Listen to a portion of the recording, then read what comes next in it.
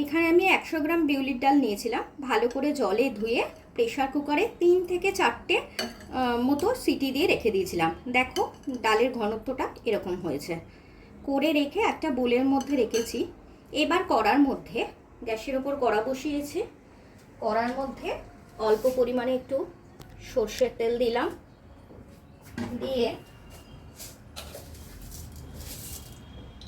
1 চামচ মৌরি আর একটা তেজপাতা দিলাম, দিয়ে একটু ফোড়নটা একটু ভাজা ভাজা করার পর একটু করা ডালটা এখানে দিয়ে দিলাম।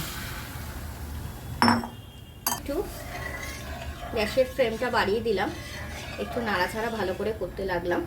এর মধ্যে একটু সামান্য পরিমাণে হলুদ গুঁড়ো, নুন,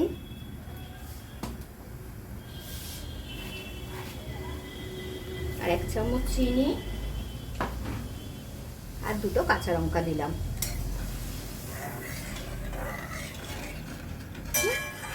ভালো করে নাড়াচাড়া করতে লাগলাম।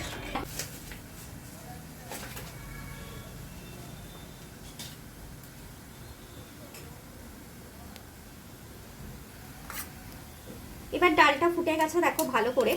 এখানে আমি 1 চা চামচ মৌরি আর 1 চা চামচ আদা কাঁচা লঙ্কা বেটে রেখেছিলাম, সেই পেস্টটা এর মধ্যে দিয়ে দিলাম। এতে একটা বিউলির ডালের একটা ভালো গন্ধ আসে। দিয়ে আবার একটু ভালো করে নাড়াচাড়া করে নিলাম।